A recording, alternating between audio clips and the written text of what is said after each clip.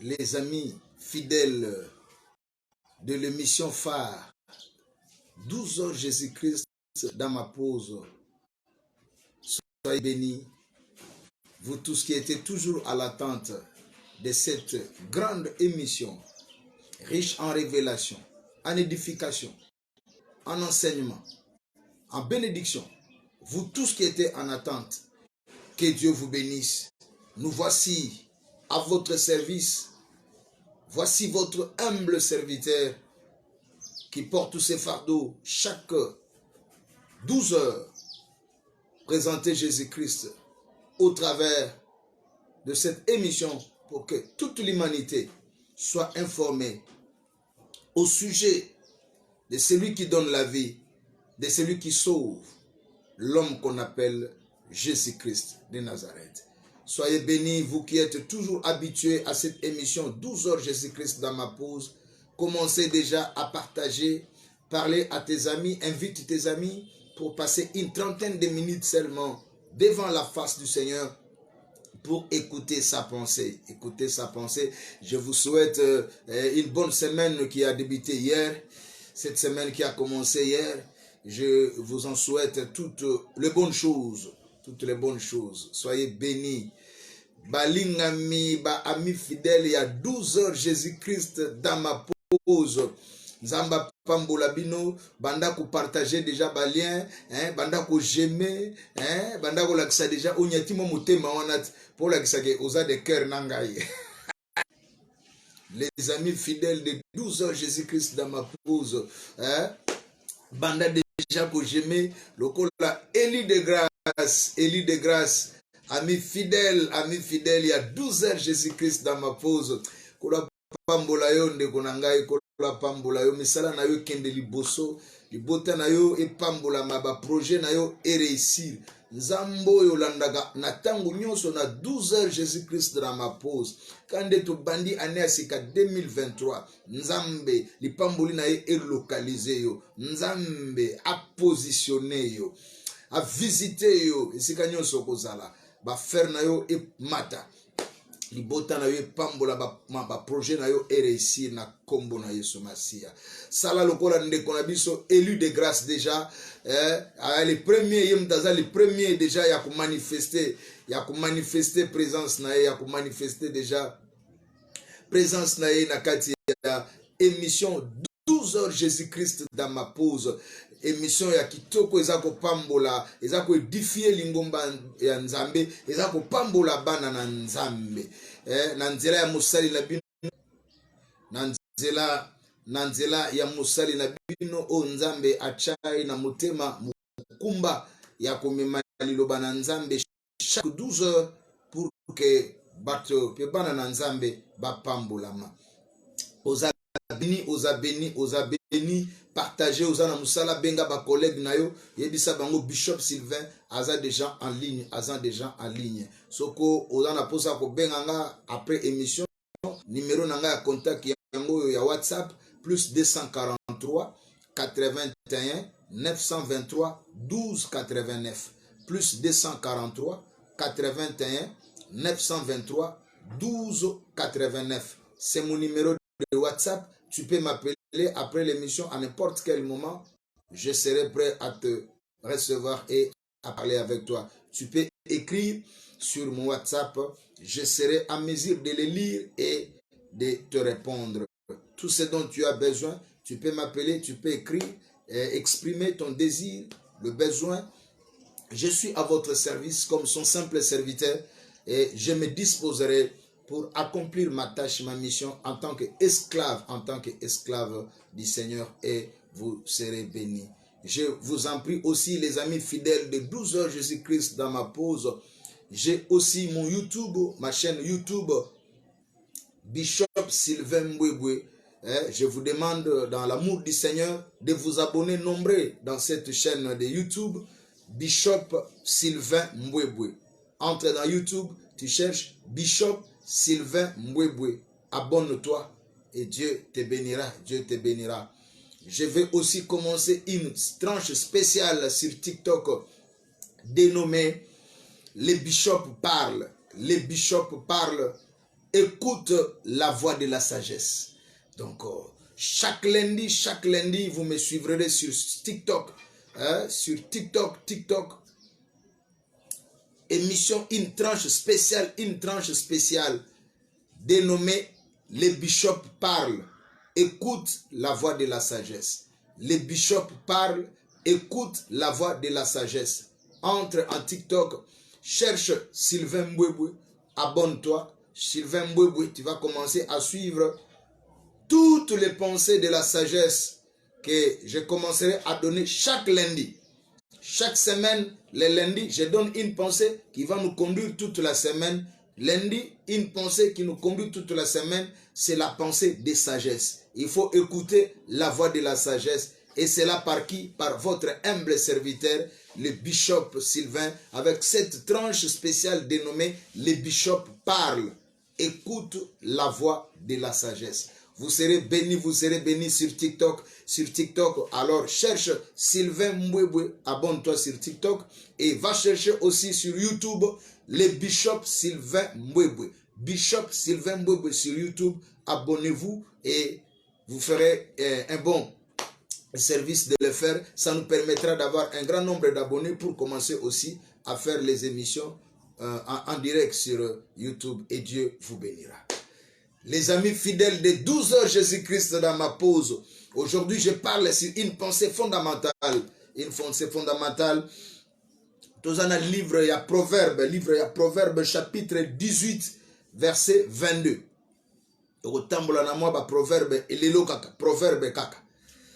Proverbe chapitre 18, verset 22. Mukandaya masese. Nalingala makanza. Babenyango masese. Proverbe chapitre 18, verset 22. Écoute ce que dit la Bible. Celui qui trouve une femme trouve le bonheur.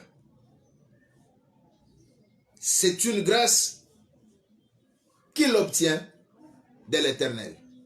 Celui qui trouve une femme trouve le bonheur. C'est une grâce qu'il obtient de l'Éternel.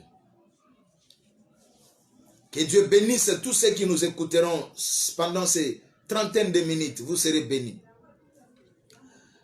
Ça, c'est la sagesse de Salomon. La sagesse de Salomon.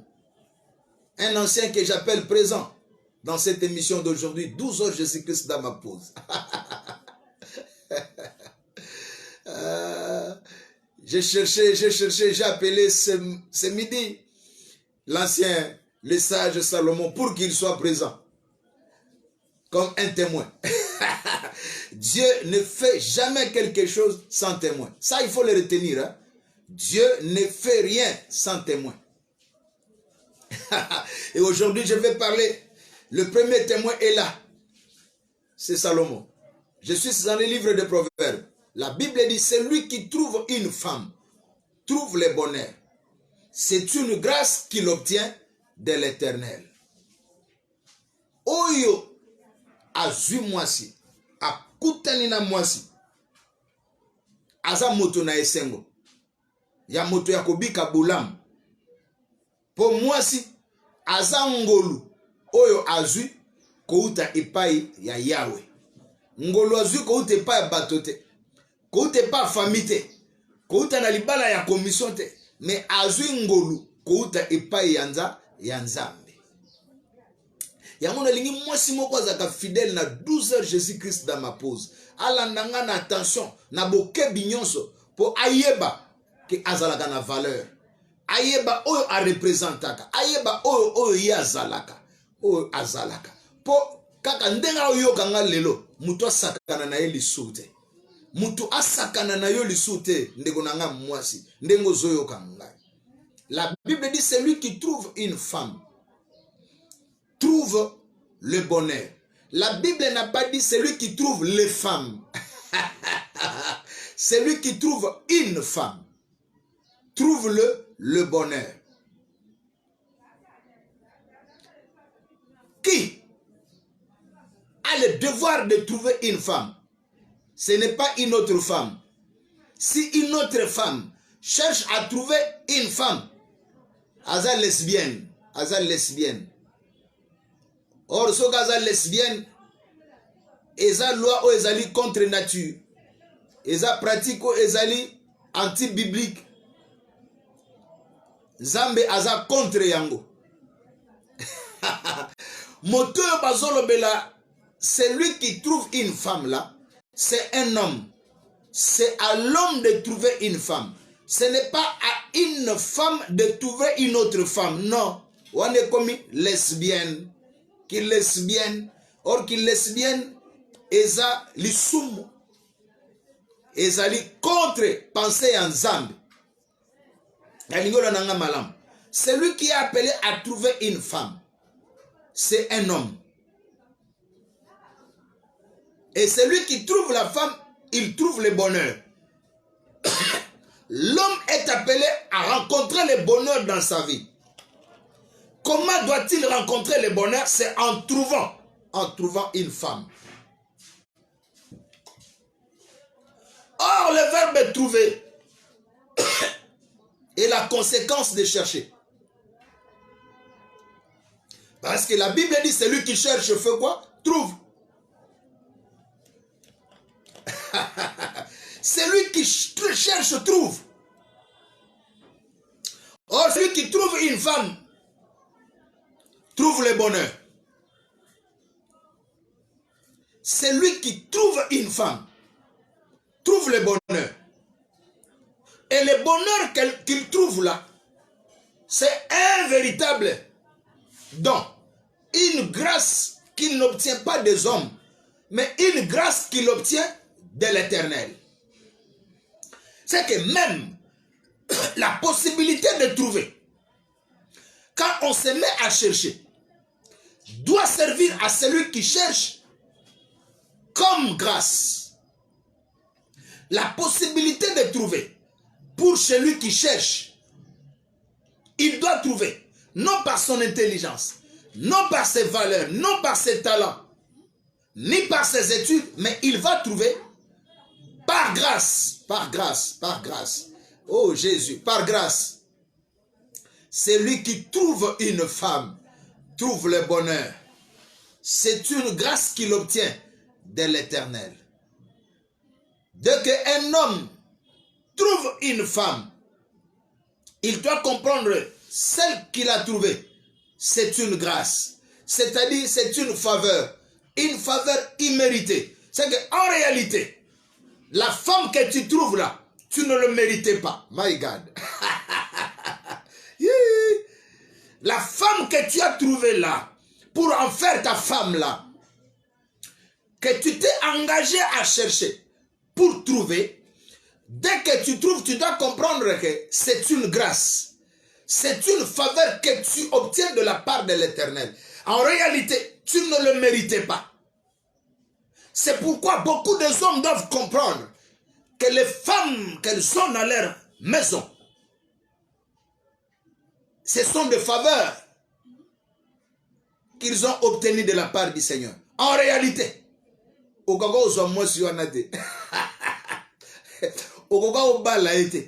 nengo balai nengo zagana ina ndako yeba gezaka ngulu eza faveur nzamba sala yo yango mona bato musuba ke mariage ba otala adi yango mobali na mwaso ba kokana te ba kokana ndeni parce que oya trouver wana aza grâce aza faveur azuye pa yanza ya Nzambe na bondeli na midi ya lelo moto nyonso yo na motema na ye ezo mataposa ya koluka tika Nzambe asala yo ngolu o trouver. Nzambe asala yo ngolu o trouver. Nzambe asala ngolu o trouver. Na makasi na yote mais on comprendre que oyo zui wana aza faveur, c'est une faveur imméritée. La grâce c'est une faveur imméritée. C'est que en réalité toutes les fois que l'homme trouve une femme, il doit comprendre que la femme qu'il a trouvée, c'est une faveur. En réalité, il ne méritait pas cette femme-là. Il ne la méritait pas. Mais c'est par grâce, c'est par faveur. C'est par faveur, c'est par faveur. Oh Jésus, que Dieu te bénisse, toi qui es en ligne, toi qui me suis. Partage avec ta femme. Dis à ta femme. Alléluia. Sois bénie, ma fille, ma fille. Ma fille Ange, tu es un bonheur pour ton mari. Donc, le fait de ton mari, mon beau kilo, de te trouver, il faut ailleurs bakake. Oyazui, angolu mobimba. Asa, faveur imméritée. En réalité, amérita kiyote. Nzambe a sali faveur a pesi yoye comme grâce. Eh. Yango moi si foye baga o sali. Osaka bonheur, osa bonheur mobimba. Osa porte bonheur mobimba. Ombre, l'homme de Dieu, à partir des pointes noires. Ah, Isaac, ombre de Dieu, ombre de Dieu. À partir de pointe noire, kola pambola yo. Namoni musala muneno zo sala na famille royale chrétienne. Kola pambola yo, on est ensemble. On est ensemble. Nenge ombre, Isaac. Azwa mwasi. A comprendre nenge mwasi wana azwa. Azaga faveur imméritée. C'est-à-dire aza grâce. Oyo nzambe asalaye. Parce que abandaki ko luka. Mutu a trouvé eza mutu azo luka. Soko lukite oko swate. Mais pour trouver bonheur, il faut azala ngolu. Oyo nzambe a pesio. En réalité, on mérita qui était. Mais nzambe a sali yo faveur. Une faveur imméritée. Yango a pesa yo mwasi wana. Yango lingaga ye mingi. Bo komane lokola ba mapasa. Parce que azalaka oyo nzamba pesa yo comme grâce, comme don, comme faveur imméritée. Faveur imméritée. Yango mwasi nyonso yo nzamba pesa mobile lokola grâce, lokola faveur imméritée. Aza pona mobile wana porte bonheur. Aza bonheur, aza bonheur, aza bonheur, aza bonheur. Aza bonheur, aza bonheur. Ange kiaku. Ah, makambo ebandi de sigo yaya. Ebandi de sigo yo. Makambo ebandi de sigo yo. Oleki perle ma fille. Moi si nyo sozo kanga na midi lelo il faut oye bakake. Oleki ba pierre précieuse. Oleki onyx. Oleki diamant. Oleki or. Oleki coltan. Oleki cobalt. Oleki perle. Oleki mabanga nyoso ya talo na motuya. Na motuya. Oleki mabanga nyoso ya talo na motu. Na motuya. Na zolo ba makambo ya mutu na ngate na écriture. Na écriture. Nga na lobisaka nde makomi ya nzambe. Na lobisaka makomi ya nzambe. Le longa ite na lobisaka nde makomi. Je fais parler les écritures. C'est lui qui trouve une femme. Pas une femme qui cherche à trouver une autre femme. Ça c'est le lesbianat. Le lesbianat c'est contre nature. C'est contre la parole de Dieu. Tout celui qui pratique le lesbianat, il ira à l'enfer. So ki yomona mweso lukataka bana basi comme ça ba mibali na okende li felo. Okende felo. Bana posa bana basi ba trouver bangote. Ba mwasi ana posa mobali nde a trouver ye. Pour que ye mwasi azale pa mobali bonheur. Azala oyoyo tango mobali a trouver ye a comprendre que azu grâce, azu faveur imméritée ko ute pa ya nzambe. Ute pa ya nzambe. Ko ute pa ya nzambe. De nazwa maman anibo nazwa grâce azaka faveur nazwa imméritée imméritée kwa koka makambo makasi lokola ngara balangwa mta makambo makasi boye eza jeté soka okoka museke nazwa ndengolu nazwa faveur imméritée pa ya nzambe to fana na eti ba 24 ans ya mariage eza petete mta makambo makasi lokola ngabo seke nazwa grâce muto yako supporter nga muto yako supporter makambo makasi na ngai. Celui qui trouve une femme trouve le bonheur. Tout celui qui me suit, ami fidèle de 12 heures Jésus-Christ dans ma pause. Si tu es dans la recherche aujourd'hui, le Dieu de 12 heures Jésus dans ma pause te fera trouver un bonheur. Il te fera trouver le bonheur de ta vie. Et celle que Dieu te donnera sera une véritable grâce pour toi. C'est-à-dire une faveur imméritée. Il faut que mobali nyonso tango azo vivre na mwasi na ndako atalaka chaque jour soka lamugi alobaka te na méritaki yo te oza faveur immérité na zwa epai ya Nzambe soka lamugi tongo nyonso il faut trouver konde musu a comprendre te mais moi so ande nini po a comprendre que non oyo na zwa azaka nde faveur na zwa na méritaki yete azangolu eute pa ya Nzambe asa ngolu ko te pa Nzambe yango wana mwasi il faut yebaka ozaka na ngambo moto nyonso ya chercher pe a trouver yo waka na ngambo ozala vis-à-vis na ye bonheur mwasi nyonso azolanda ngai oyo ara na ndako ya libala oyo akutana mobali asenge loboko babandi fiançailles wana devoir moko wana ngambo moko ya kozala vis-à-vis ya mobali oyo atrouve yo ozala bonheur mpo na ye mama longola langage wana onga na fanda ndaka libala akutane na fandela bana c'est que oyebi oza te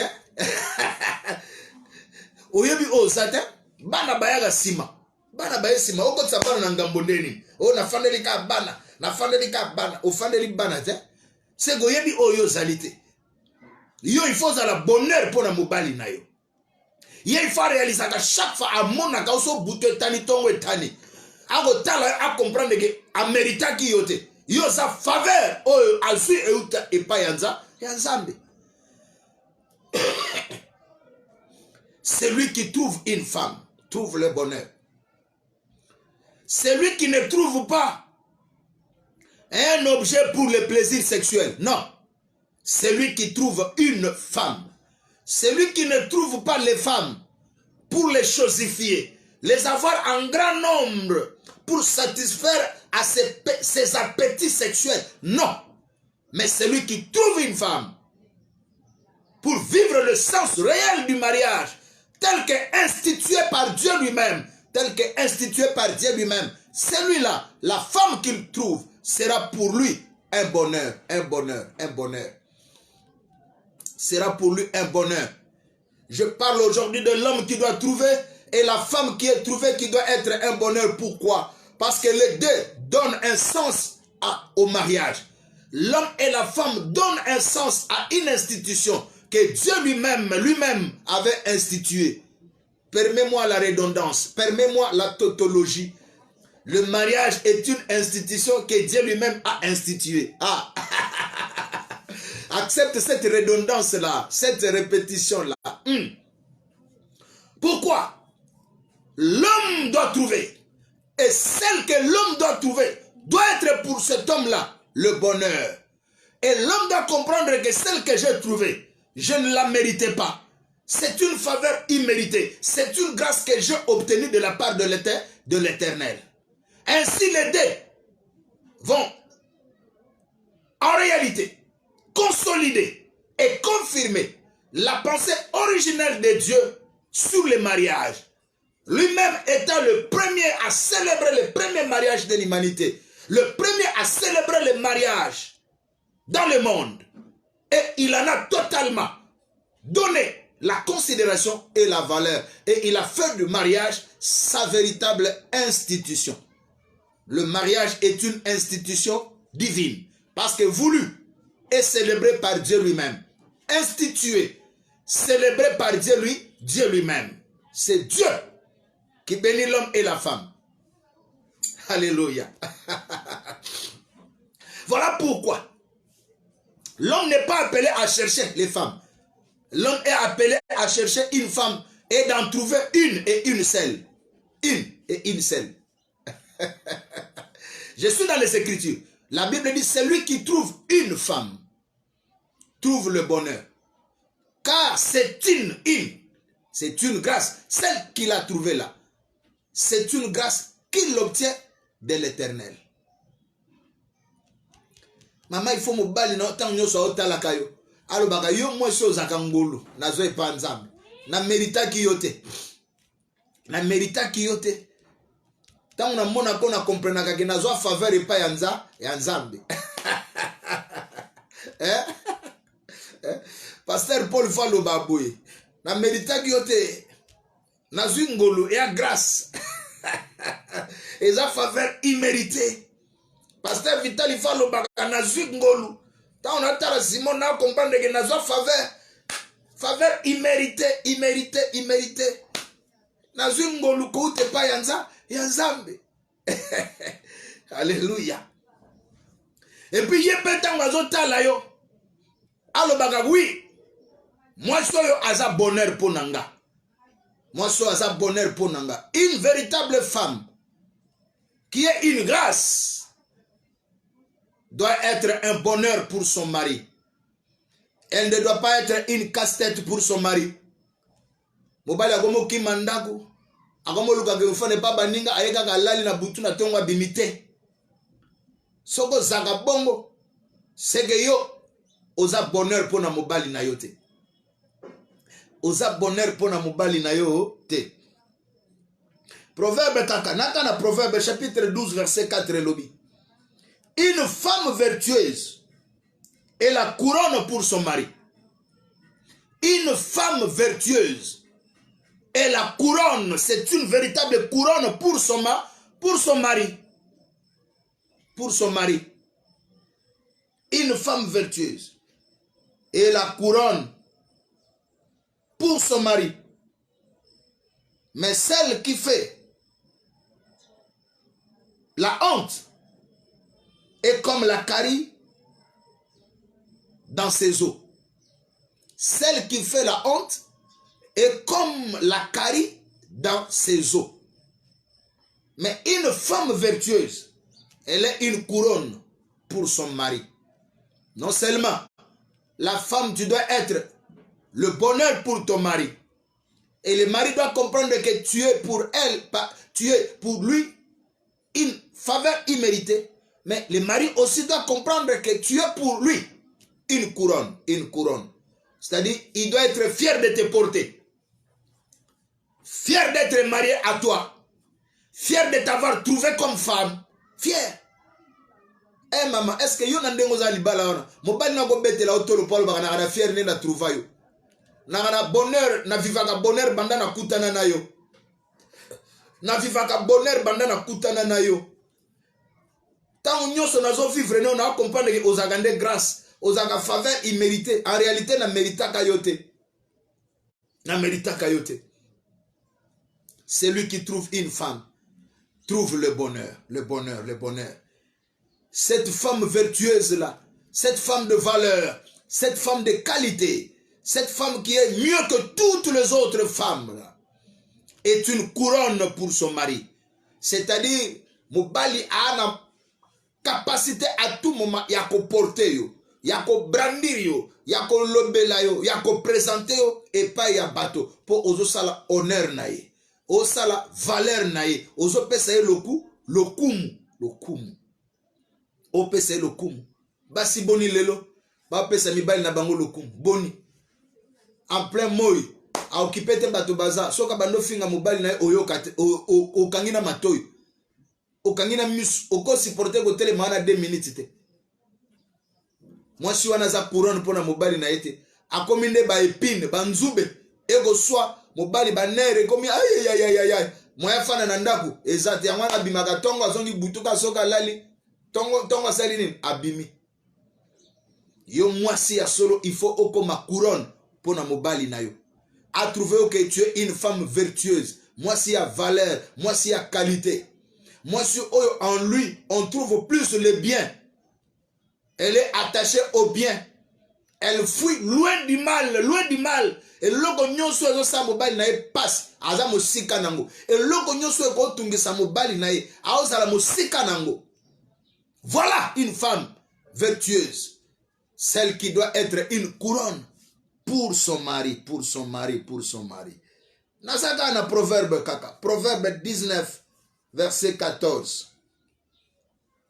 On peut hériter de ses pères une maison et des richesses. Mais une femme intelligente est un don de l'Éternel. Proverbe 19, 14. On peut hériter de ses pères. Okoki kozwa héritage, koute pa batata na yo. ozwi héritage ya bandako, héritage ya richesse, okozwa yango epai ya batata na yo.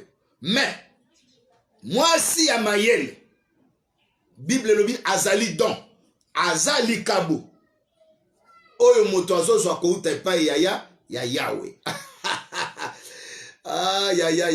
Ya. Bato ebele ba hérita ba richesse, ba hérita bandako batata batikela bango. Mais bazwi ngolu te, bazwi don te, kouta epai nzambe, oyo babengi mwasi. Yango wana vie na eza déséquilibré, ana bozwi, ana mapangu, ana ba richesse, mais vie eza déséquilibré. Pour nanu a trouver bonheur te, nanu a trouver bonheur te, akutani na mwasi te lokola bonheur, akutani na mwasi te lokola couronne, akutani na mwasi te lokola don, un don. Oyo don likabo, oyo nzamba sanini apesi.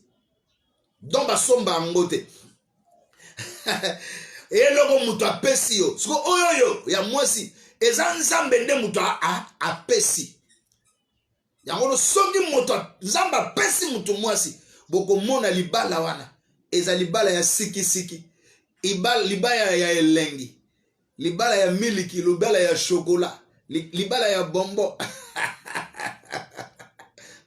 Parce que mwasi wana aza don, oyo nzambe apesi epai ya mobali na ye. Na sakoli na midi ya lelo, mobali nyonso azoluka mwasi, a trouvé don, a trouvé oya kozala couronne na mutu na ye, a trouvé oya kozala porte bonheur na ye, a kozala bonheur po na ye. Et puis ye mobali tanga bando tala mwasi wana, alobaka ke na meritaki yote, na meritaki yote, kozwa yo po na nge eza grâce, oza po na ngai, une faveur imméritée. Une faveur imméritée. Na kanisa mwasi moko azolanda nga ko jeme. Longwana lelo na anonymago yo mtolanda nga na bobombama. Na aloba makambo etali bi mwasi. Na aloba makambo etali yo mobali. Nazo recadrer encore, nazo redonner encore sens na mariage, institution kitoko o nzambe moko a institua, o ye moko a benisa. Libala. Il faut trouver. Pour que celui que tu trouves là, celle que tu trouves là, soit un bonheur pour toi. Et quand tu la regarderas à tout moment, que tu comprennes que c'est une faveur imméritée. Imméritée. Hey. La femme doit être un don. Moi, si ça la don. Cause à la casse-tête. Au commentaire, nandaga libala, au permettre mobile na comme ça yo, ça qui a box. Mobile, moi c'est non à la bonheur. Yo comme ça bonheur na yo, ça qui a ma coffee. Loko ba boxer na tongo bazo mata ngomba azo betaka makofi na saki te mama yondo ya libala oya pona bana te ona ngana fande libana te zala couronne pona mobali na yo, zala don pona mobali na yo, zala bonheur pona mobali na yo. Yoka proverbe ya suka, proverbe 31 verset 10. Qui peut trouver une femme vertueuse? Qui? Oso comprendre papa. Soko trouver moi si. Aza bonheur, aza couronne, aza don. Yebake. Eza li kabonzamba pesio. Yoke écriture. Ezo tuna mutuna. Qui peut trouver une femme vertueuse? Nana go trouver moi si à qualité. Moi si à malonga. Moi si azaka toujours koluka bolamu ya mobali na ye. Alingi koza toujours mosika ya mabe, mosika ya oyo kosala pasi, oyo kotungisa mobali na ye, oyo konyokola mobali na ye. Moi si ya ba valeur, moi si ya qualité. Moi si mobali azo comprendre que j'ai trouvé ce qui est mieux que tout autre. C'est-à-dire aza akoma pona mobali na ye la seule raison d'existence. Akoma pona mobali na ye sa seconde nature, Parce que la Bible est autour. Qui peut trouver une telle femme? Qui peut trouver une femme vertueuse? Qui? C'est lui-là. Cette femme vertueuse-là, elle a bien plus de valeur que le perle. Oh! Qui peut trouver une femme vertueuse? Cette femme vertueuse-là, que l'homme est appelé à trouver. La Bible dit, elle a bien plus de valeur. Elle a plus de valeur que le perle. Perle, elle quoi ma banga talo, biloko ya valeur, biloko ya talo. La Bible dit que moi c'est l'équipe à pierre précieuse, à l'équipe onyx, à l'équipe diamant, à l'équipe or. à l'équipe à pierre précieuse, union son valeur. Qui peut trouver une femme vertueuse? Na midi à l'élo. Ami fidèle, union sur 12 heures Jésus-Christ dans ma pause. Ndeko mwasi. Tika ose la trouver pas à mobile comme une femme vertueuse. Mobile na yo a trouvé yo comme bonheur, comme couronne na mutu na ye. Amona ke azwa yo lokola don et pas un zambe. Eza don. Soka zo tala alobaka na merita ki yo te. Nga ko bala yo nga go zwa yo nga go kutana na yo. Eza faveur imméritée. Eza faveur imméritée. Na bondeli yo matea oya midi yebi kisango mobile na yo. Yo kisango fiancé na yo. Partagez ngo na fiancé na yo. Ataza na musala. Partagez. Yebi se na lingyo yo kamakambo yo. L'homme des surnaturels, l'homme étoile, le bishop Sylvain Mbwebwe. Atea ki na midi à l'élo na émission phare. 12 heures Jésus-Christ dans ma pause. 12 heures Jésus-Christ dans ma pause. 12 heures Jésus-Christ dans ma pause. Vous avez posé go benganga.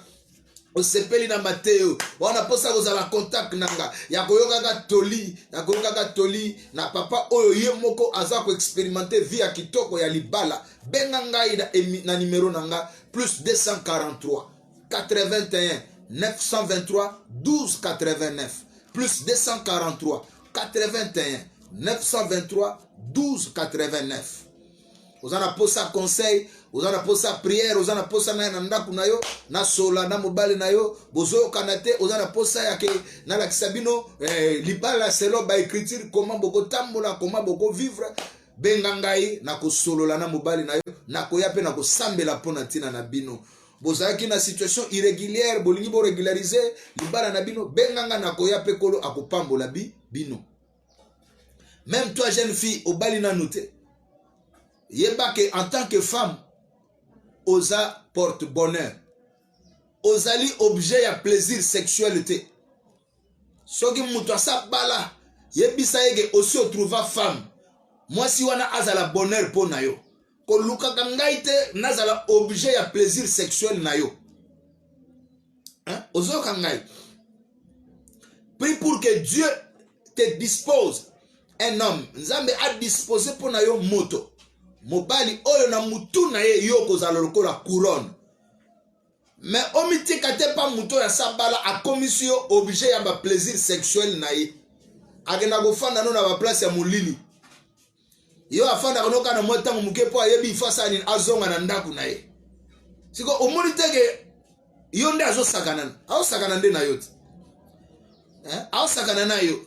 Tala banda bofanda ne banda zoyo oyebi ko agana mwasi na me banda zoyo tando ko monuna azwaka yo saka na elenge ozaki na fleur na kitoko kitoko ya bulenge na yo na ba 25 ans na yo na ba 20 ans na yo tala banda bofanda na okomi na 30 ans 35 ans tando ko monuna mais ya saka mais aobala na ye yote aobala yote c'est azwaka yo kaka pona ba plaisir sexuel na ye ndongo so yo kanga na midi lelo chakroa ya rouge yebi sengana yo lelo abuo pia lelo na lingi mutu moko na vie na ye a trouvé ngai nazala bonheur pona mobali wana nazala kasi tete nazala oyo bafanda kaneka na place ya molili te na obombama na saba nzete ya molili te ya kobombama na place ya molili te nazala oyo mobali aza capable ya koporter na mutu lokola couronne akolakisa ye partout.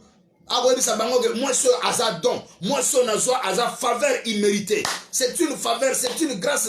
Pas un zambe. Et puis, banda nazoe aza bonheur pour nanga. Aza couronne, nana honneur, nana valeur. Yako lobana miso bato. Comme on ne peut qu'on présente pas ya bato. Si ko yo talande bazo, ba bomba gayo. Na téléphone ça, tu es où? Tu es où? Tu es où? Oh, attends-moi là-bas. Attends-moi où? Na sa banzete. Où? Na molili. Oh yo. Tu es un porte-bonheur. Osa porte-bonheur. La femme, tu dois connaître ta valeur. Tu dois connaître ta valeur, tes qualités. Le vertu qui t'incarne en tant que femme. Longwa na biloko wana. Muto sagana na yote. Muto sagana yote pona mwambongo ne muki apesio osomba so kabelo boyale omitiki. Tika biloko wana ata muta proposé oka lelo asali yo cours alandi a proposé komiti kambala mote obanika mbala mo oh envoie-moi les mégas, envoie-moi les unités. Oh muto bosolo de ga lelo kaka boyeki abita mso observer yo Yoga yo maramoko. Oh, envoie-moi les mégas. Oh, envoie-moi les mégas. Envoie-moi les unités. Ah. Ah, vous comprenez que vous moi si à Sopeka. Sombelanga, kabelanga, tindelangai, pesangai. Or yo, osa bonheur, osa porte bonheur. Nazo découragé. Moi so aye baga valeur na été. Amiti kagaba chosifia kaye. Hein? Yangwana phénomène mutakalisation et koli et mati et comme une ampleur. Pour moi ça zo ba valeur na été. Na media lelo moi sinyo so zo yo kanga. Zonga de sika na yo. Zonga la position initiale na yo. Oyo Nzambe akelela yo na yango. Dieu t'a créé dans une bonne position et Dieu t'a positionné. Aligne-toi selon le positionnement de Dieu pour que tu sois un bonheur pour ton mari, tu sois une couronne à la tête de ton mari et que tu sois un don pour ton mari, pour que toi tu redonnes avec l'homme la valeur du mariage qui a été institué par Dieu. Pourquoi? Batolelo musuba aussi ça coûte na mobile asili c'est ça ba akuta na mwesa mabe asili c'est pour ça baninga bemse me biso to mo kenda go tenga na kende sikote so na ke mwezi wana casse-tête so to ke bozaka poto bunda to so na te mama babala yo pose la casse-tête ya mobile na yo te babala yo pose la porte bonheur oza la couronne na mutu ya mobile na yo oza la don mobile na yo alula ko butu nyoso tongo nyoso alo bagande na zana yo na kokai kozala na yo te kozala na yo eza faveur imméritée. Longwa na otombo ki sa jeune fille nyoso azola nanga ami fidèle il y a 12 heures Jésus-Christ dans ma pause. Ata mutu akuta na lelo a sentir que sa femme de caractère. A toi na posa ndenin ofrimele tika ka jeka po mbamo no tindelanga mega beaucoup tena mutu lelo o sombela iPhone e bomisa yo iPhone e bomisa yo yangala musomoni o sense ba dépense belé ti azu image na ya bolumbu na yo agomo publier yango parce que oyebite oyo zali moi si faut yeba oyo zali oza mutu ya valeur. Il faut oyeba oyo zali. La femme, tu dois être porte-bonheur. Oza la couronne pour na mobali na yo. Oyeba ke oza don. Oza véritable don. Il faut porter bonheur. Na mutu yo Nzambe apesi ngolu ya kokutana na yo. Po azako luka. Abina luki basi na église na luki na libanda na luki partout na suite. Mais banda na kutana na yo na comprendre que yo oza ngolu, oza don Nzamba pesinga. Voilà le genre de femme que tu dois être, toi qui me suis. Pas un objet de plaisir pour un aventurier qui a sa femme à la maison. Il attend seulement le soir pour te recevoir sous les arbres là, dans les lieux cachés là, dans les lieux ténébreux. Non, sors de cette vie là, toi qui m'entends. Sors de cette vie là. Tala banda zoyo, okomo nuna, ozagi muke okomi munene. Mais aobala yote, agana mwasi ne nanda. Asakana na yoka. Azwaka kaka objet à plaisir. Yo mwasi Nzamba kela yo po muto asakana kana lokola objet à plaisir te. Nzamba kela yo poza la couronne na mutu ya mobali moko. Nzamba kela yo poza la don ya mutu moko o tango azako luka. Tango a trouvé alobi que oui, na vu grâce, na vu faveur imméritée ko te pa Nzambe. Ozali objet fait pour na ba plaisir sexuel ya mutu mote. Atapesa kombongo ndenge nini. Yo comme objet na yete. Mais toi tu dois être un sujet d'honneur, un sujet de gloire pour ton mari. Femme, tu dois être un sujet d'honneur. Tu n'es pas un objet, tu es une personne, un sujet d'honneur. Un sujet d'honneur, la Bible dit, celui qui trouve une femme trouve le bonheur. Tu dois comprendre que tu es la personne qui incarne le valeur. La femme, c'est cette personne qui incarne le valeur. C'est dans la femme qu'on doit trouver toutes les bonnes valeurs, toutes les meilleures qualités. C'est en toi. Pourquoi tu te ridiculises devant des petits? Pourquoi? Jeune fille sozo landanga. Atobotami na famille. Yabozumuke. Mais zala mobola teti. Moi les papa no. Moi, il a no kaka ono repasa kango bien, mais omita tambola na fier oyebi ke ngai na luka nde mutu na ozela nde mutu azo luka femme bonheur femme couronne na mutu ya mobali na ye ah po nazala bénédiction nazala grâce faveur po na ye ata bozwi eza moke na famille kosopa te osopaka po ani bokutani kana mutu apropose moke mba moko bani oyo na ndako tolie te oyo na ndako nzala kosala bongo te esisaka valeur na yo oyo na ndako tolie te na ndako kutu mama utobenga ngai awa aozela ngai oh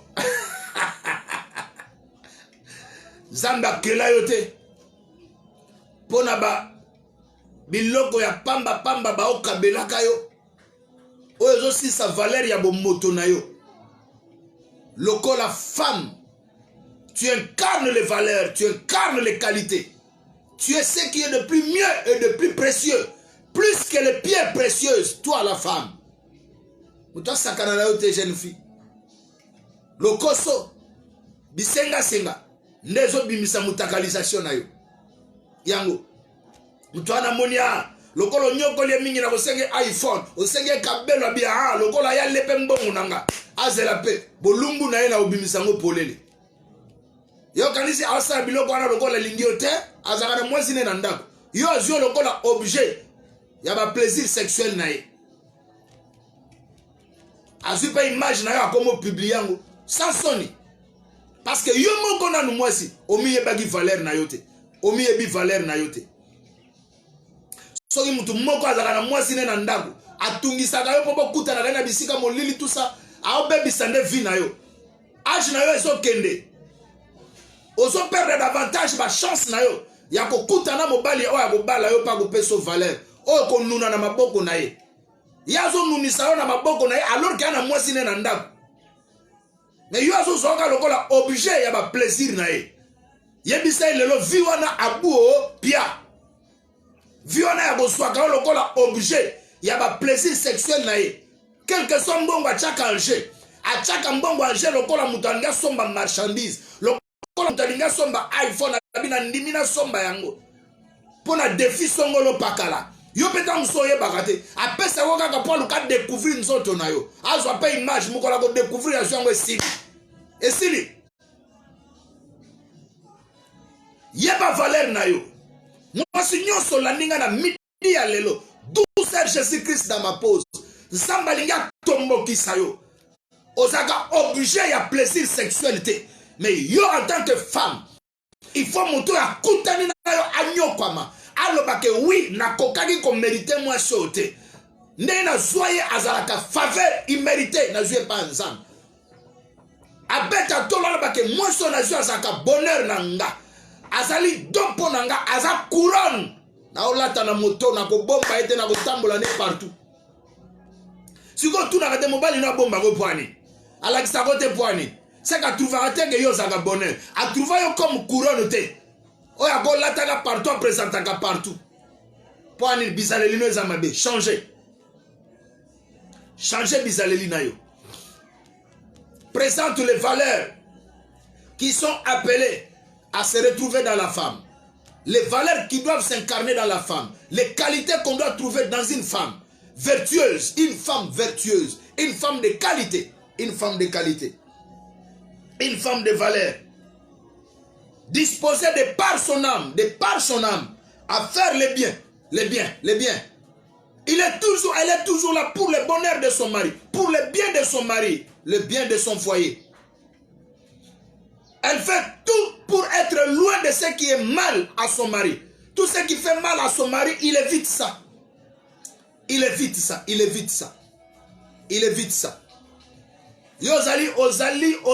Ozali pondeuse te. Oza pondeuse te oya kutana ya chesemi. Te. Oza pondeuse te. Il faut yeba oyo zalaka mwasi. Il faut yeba oyo zalaka. Na bondeli mwasi nyoso la ninga na midi ya lelo. 12 Jésus dans ma pose. Sois une femme vertueuse qui sera une couronne à la tête de son mari. Un porte-bonheur. Une femme qui fait l'honneur de son mari.